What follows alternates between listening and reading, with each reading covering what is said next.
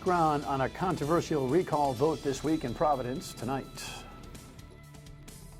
The Dan York State of Mind program is brought to you in part by Lookout Rhode Island and Takeo Comfort Solutions. All-star reporter Dan McGowan is here. He covers the city of Providence like no other in local media, and there's a lot of nuance to the numbers certainly aren't nuanced. There was a blowout in a recall election in Ward 3 for Providence City Councilman Kevin Jackson, but he's left some commentary on the table that I think is kind of fascinating. We'll talk about that. Also, check in on the Community Safety Act debacle that has been ongoing in the city of Providence and which is now postponed. Dan has all the details on that, and I'm sure a little tidbit or two as we go. Nice to have you in on this Thursday evening. Let's hustle to the rundown because there's a lot to cover. I don't know what the Republicans are doing here. They haven't scored this thing. It's as if just taking a vote that says, yeah, we did something about Obamacare suffices for them. Here's a headline.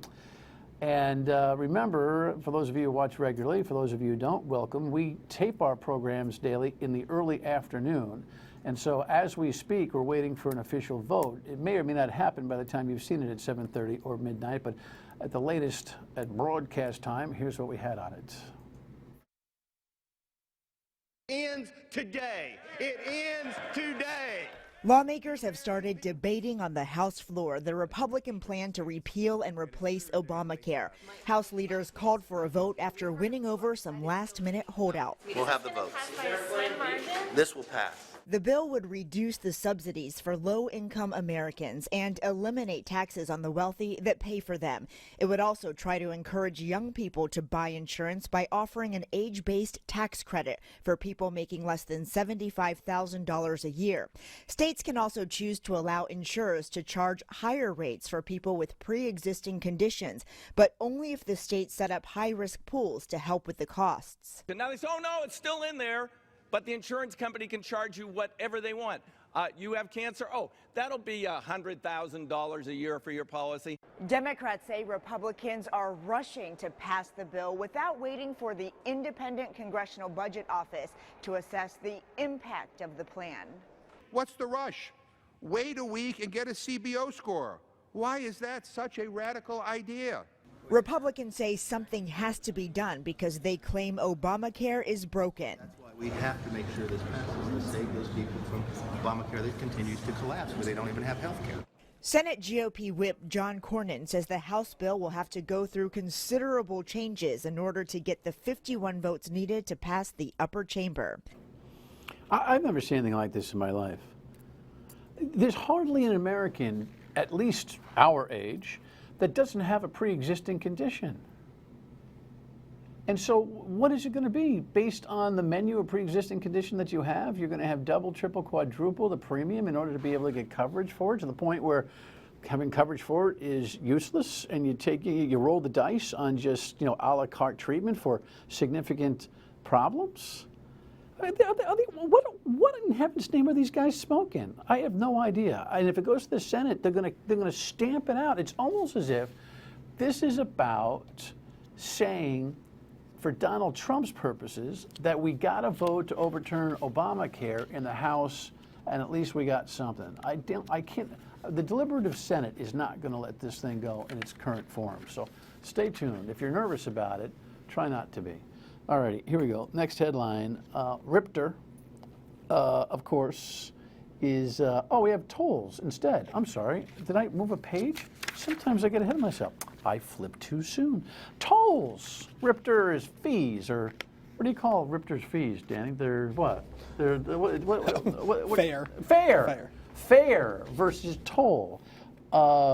We are going to get some tolls by the end of the year.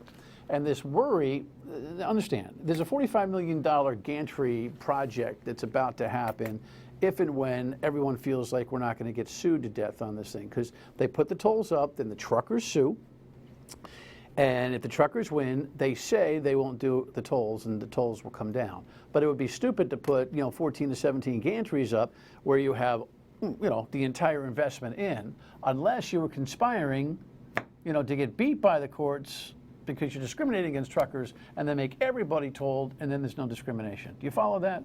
This has all been a worry that I have been promulgating because I am convinced that at some time in the not too distant future, everybody on 4 wheels or even 2 wheels will be told. They're going to start with 2 gantries in the South in both directions for the trucks. Wait to get sued and then see what happens. The governor says, you'll feel better as we go. It's going to happen. Don't worry about it. I won't support it. It's not going to happen. But to make people secure about it, we specifically wrote into the law this cannot apply to cars, and no future legislature can have it apply to cars unless the people vote on it. It has to go to a vote of the people. So I think once people see year after year after year that's not going to cars, they'll feel better. It's as simple as, you see this piece of paper? Like any other piece of paper? You can't do it unless the people vote. Oh, guess what? We need the money. Well, we can do it if we approve it. That guarantee is as thin as this piece of paper where the legislature prints their laws. So follow it carefully. And I have to tell you, your malaise thinking, it's trucks, it's not me, is going to cost you. Let's be diplomatic. Us, in the end. Speaking of costs of getting around, back to the fairs, RIPTR. That's how you say it in Rhode Island. Headline here, the governor wants to reinstate the free RIPTR passes, which I think is a good thing. There was way too much, projection that by starting to tag the disabled and the elderly, to get around town by at least 50 cents, that it would pad the budget for RIPTR. Instead, what happens is the seniors and disabled who can't afford it just aren't getting on the buses. Charlie Fogarty, who heads up Department of Health Services, right? DHS, right? That's the second time I checked Dan. Once on camera, once off. He's my backstop today. He explained some of this the other night. And one of the things we did was hold a series of public hearings and focus groups with seniors around the state to look at what their priorities, what they thought was important. And the number one issue was transportation for 2 reasons. Number one, obviously for the fact that getting around to do the things in life that we need to do, the supermarket, the doctors, whatever, the senior center, but also the socialization part, just being able to go out and do things that most of us want to do. No one wants to be cooped up at home all day and just be able to go out for certain things. Yeah, so by the way, it's elderly services that Charlie runs. He used to run labor and training. He used to be your lieutenant governor. The heck with my backup over there. He's expert on Providence. But me blaming him, you'll see him in a minute. Me blaming McGowan is like Hillary Clinton blaming Comey. It doesn't fly. It's on me. It's my show. By the way, the governor talked about legislation to make the fees no charge again for the seniors and disabled. Right now, there's a bill in the legislature to propose, I think, by Senator Mary Ellen Goodwin, to fix this problem, and I would support that. Yeah, but guess what? There's no budget item for it. So, I don't know. A little bit late. Better late than never? I don't know. She'd never put it in her budget, so I don't know how it's going to work out. But, the General Assembly has all the power with the money anyway. Okay, the good government groups are starting to get their way. Common Cause, one of the good government groups that I agree with probably 70, 80, 85, 92% of the time, is all over this. Here's a headline on this one. It's early voting. Look, Nellie Gorbea loves this stuff because she wants to be relevant as Secretary of State. And not just for that. I mean, she really believes this is important. 30-plus states do have early voting. This bill would allow people to vote up to 20 days before Election Day, kind of on fixed times at fixed polling places, maybe not in your district, but in the center polling place, say one place in town on Sunday from 1 to 4, that kind of a thing. Access to the voting,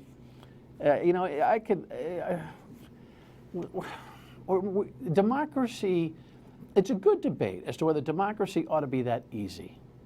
I will tell you this, the dynamic of having elections 20 days in advance changes the races. They'll move the debates up because, 20 days in advance, you start to feel like the election is over. Last-minute pitches will be tough for candidates. We'll debate it as we go. In the meantime, speaking of elections, what a whopper this was in Providence in Ward 3. the Mount Hope and Hope neighborhoods. Kevin Jackson, the councilman who's under fire, was tossed out summarily. That would be a fair characterization, would it not? 91% of the vote. Yeah, I think so. By the way, Fogarty runs Elderly Affairs. Your show, not mine. Exactly. There's the number, 1722 to 158. And he would suggest it was a whole organized thing. Well, no kidding. The vote to pull him out was a whole lot more organized than he is. Absolutely right. And I'm not just talking about the referendum. I'm talking about like his paperwork and his election everything. Fees and life. His life. Yeah. Right. Yeah. I mean, it's hard. You and I talked on the radio about this a day before the election, and I'm trying to be objective, but it was clear what was going to happen. If you can go out and get 2,000 signatures just to force this recall, I mean, the people who organized this were serious people, and it was a foregone conclusion by the time voting opened up. I know he tried to, the councilman tried to sort of have a sort of optimistic approach, and of course he did, but even he knew that it was very much an uphill battle. I was surprised by 91%. I thought he would turn out the Mount Hope neighborhood a little bit more, and I thought we'd see like a 70-30, but I mean, it wasn't even close. Fait accompli. When we come back, we'll give you the background on why and the implications for a major initiative that this guy wants in the city of Providence. Stay with us.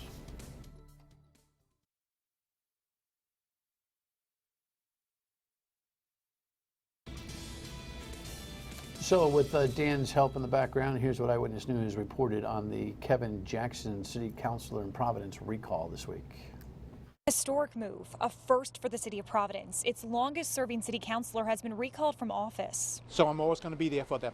We caught up with Kevin Jackson minutes after hearing his constituents overwhelmingly voted to remove him from office. The 58-year-old was indicted in July on charges he embezzled more than $125,000 from a Providence youth track and field team. Following his arrest, Tricia Kammerer launched the recall effort in Ward 3. This is a win for democracy. This is a win for good government, ethical representation, and it's very clear tonight that that's what the voters of this ward are looking for. Kammerer tells us it's a shame it got to this point, as did a last-minute voter we spoke with minutes before the polls closed. I think it's distracting because we have a lot of really important issues in the community, but it's necessary because if someone has broken the law, they need to be held accountable. Jackson says this outcome doesn't surprise him. He says the campaign against him was well organized, and Tuesday's result reflected that. City Council now has to set a special election in the next 90 days. Jackson hopes whoever fills his role won't split the community of Ward 3 or squash the voice of its minority population. Mount Hope is the first African-American community, not only in the city of Providence, but in the state of Rhode Island. Do not let what happened to Benefit Street happen to Mount Hope. I ran that last comment from Jackson on the radio yesterday. Got some interesting response from people as to what he was trying to mean by that. Centuries ago, the battle that happened in that neighborhood, and in the last 40, 50 years, the change in Benefit Street and all that kind of thing, I think is the conclusion by most people in terms of what he was referring to. But in some ways, it seems to me to be one of those parting shots like, look, minority politics is an interesting subset of the political game itself. I'm king of the hill. I keep you in the game because you're victims. So it's kind of like, look, I'm leaving. I kept this neighborhood from being taken out or taken over. What was a 50% African-American population at one point now is about just under 30. But who's he kidding? Yeah, well, you know what his situation is he will tell you, and he has said this to me on countless occasions over the couple of years that I've covered him, where he does believe that the folks in Mount Hope needed more help than the folks in, say, Summit, which is the other part of the city or the neighborhood that he represents. And he fully believed that his job was to help the folks in Mount Hope. It's where he lives. It's where what we believe to be his base was. And I think that's how he always justified it. And so as he continued to pour resources into that neighborhood, that part of the ward, he lost touch with some of the wealthier members of that district. There was some redistricting a few years ago that hurt him somewhat. Again, it wouldn't have mattered, But you know, he's a guy who always justified, being the, if you know Mount Hope, there's a park over there on Camp Street called Billy Taylor Park, lots of activity there and stuff like that. That was where he believed his heart and soul was, and it's where, again, he funneled money and sort of recruited for the track team, things like that. And so that was always his opinion. Yeah, well, fine. I mean, listen, you can't deny that a guy spent 22 years working his neighborhood and feeling strong about his neighborhood. But the notion that the place is going to collapse to some kind of rich white takeover of the neighborhood is A, unlikely, and B, the kind of thing that happens with this kind of politics. Which well, you become dependent on that. He's the guy who's been there for 22 years, so folks know, okay, I need money for my nonprofit. I need $5,000. I call Councilman Jackson. Right. And without Councilman Jackson there, are they still probably going to get money? Of course they are, but they need to know who their council person is. It's very convenient to be able to. What happens next, by the way? He stays in office through the middle of the month, I guess? Yeah, they have to the Providence Board of Canvassers has to certify the election. They'll probably do that next Tuesday or Wednesday. And then the next meeting of the city council isn't until May 18th. Now, they could call a special meeting just to declare the seat vacant. They don't need to. There's no reason necessarily to do that. Interesting thing, we're taping on Thursday. There's a city council meeting tonight. I'll be interested to know if Kevin Jackson actually attends the meeting. Well, and guess votes, what? By the way. Getting waxed by 90+% is a message that perhaps when you got charged, you should have walked out then. Yeah, I think, I asked him, ever since he got charged last May, constantly, thinking about resigning. You think it's maybe the right thing to do? Don't you think this is a distraction of the city council? Then the recall starts to happen, and the writing's on the wall because, again, these people were serious people. They were good at organizing. You say to them, come on, you don't want to be the first councilman in the city history to be recalled. For whatever reason, whether it was, I don't know if it was ego or maybe denial, but he just didn't want to do that, and 91% of his voters recalled him. Well, one of the things that may have motivated him was his Community Safety Act, which when we come back, Dan will explain the status. It's been very controversial. Stay with us.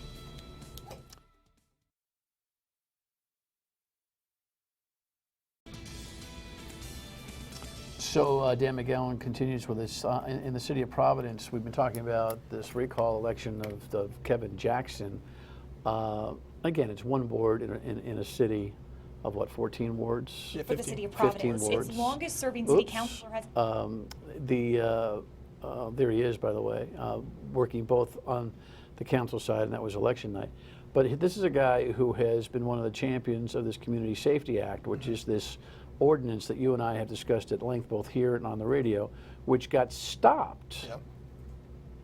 Surprisingly got stopped, most likely based on, I think, the commentary that Chief Clements made to you for a publication regarding the need for it, while the Commissioner of Public Safety, Steve Perry, was kind of trying to shave this sucker down for diplomatic reasons to the point where it didn't have impact on the judicial system necessarily, meaning if a cop made a procedural mistake, it wouldn't impact a case they were prosecuting, taking the cops off a personal jail time risk, those kinds of things that you've reported on. But Clemens told you, I don't think it was necessary, and bang, it changed everything. That's right, it did. I'll tell you, I talked to him after it was tabled, and it's now, they say the council says they're going to bring it up again in June. I talked to the chief the day after the vote, and he said, I didn't have to do that much lobbying because once people saw him tell me that, they called him and said, hey, can you clarify? And he said exactly what he said to me, which was he didn't think it was necessary. There were concerns there. There were certainly concerns from the police union, as the union president, Bobby Boehm, really kind of took it to task in the last possible moment in a lot of ways. And what really happened was, I did this long profile on Councilman Jackson, and we sat down for about an hour-long interview the day of the vote. My whole idea was that this was going to be a story about sort of his career and how the scene was going to be this vote. And we got out about a half an hour before the meeting, and everyone was still confident this thing was going to pass. Something changed. What really changed is both the chief's comments, but also I think a faction of council members sort of walked into City Hall that night and had 8 votes to kill it. and so they tabled it. So, in essence, tying the Jackson story together, I mean, this is one of the things he really wanted. Yeah. It was almost like a legacy thing. He almost had like a mic drop speech. That's right. The night of He knew what he was doing too. the passing. That was the goal. Yeah. Meaning? He knew this was a crowning achievement in his eyes. He's a guy who, for 22 years, I mean, right from the get-go, when he took on, when he became the council member in '95, he was pretty critical of the police. He was always sort of a defender of particularly black teenagers who felt like they were, mistreated, things like that. And if you look at the arc of his career, he's always been somebody who is fairly critical of the police. And he saw this as the crowning achievement of his career, no matter how flawed the ordinance was. And the thing is, and I think it's that kind of characterization and some of the activist behavior, public displays, Facebook, social media, blank the police, all that kind of stuff, that creates a tone of discomfort, and you wonder what the real mission is here. Nobody wants to see racial profiling. Everybody needs to be treated fairly. There are things the police need to learn every single day about how to do well in the community. But by and large, the Providence police, comparative to a lot of municipal police across the country, have not had the kind of turbulence that other cities have had. No, and it's because they really are committed to community policing. I mean, they've done a pretty good job, especially post Buddy Cianci, to really to sort of clean up that department. Both, first it started with Chief Esserman, who I know people had issues with, but he did a good job cleaning that department up, and it continued with Chief Clements.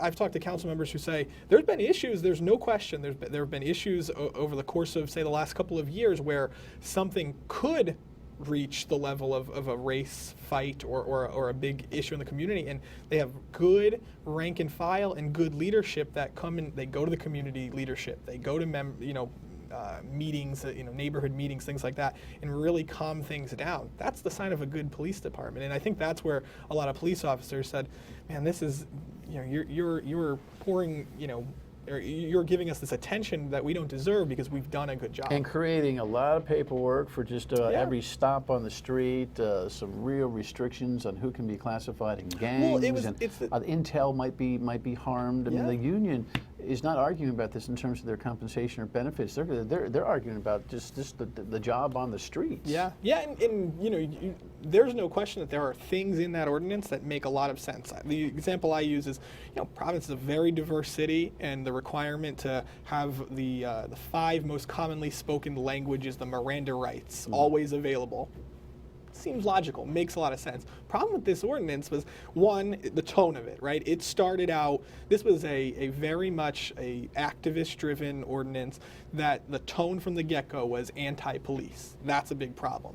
But even you move past that, it's an ordinance that has so much packaged into it that, as I think Commissioner Perry said, this is one thing, you could pass an ordinance for each provision in the ordinance. And then my question is, why create an ordinance which is a law rather than policy? Right. Because at the end, the ordinance only had the power of policy. Yeah. Anyway, you've done some good work on this. We only got 15 seconds. Where do you think it ends up? It's tabled in June, right? Well, yeah, it's tabled in June. Now you've lost a key supporter because there won't be a council member then. So I think it's going to be difficult to get that thing done. Although I would say it's not going away. All right, Dan. Thanks. Thanks. An important show coming up tomorrow night. We'll tell you about it next.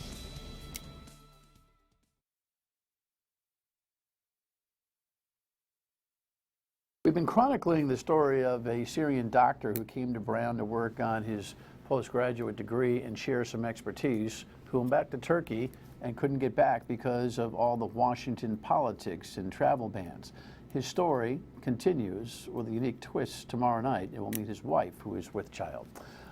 See you Friday. And of course, 3 o'clock on WPRO. Good night.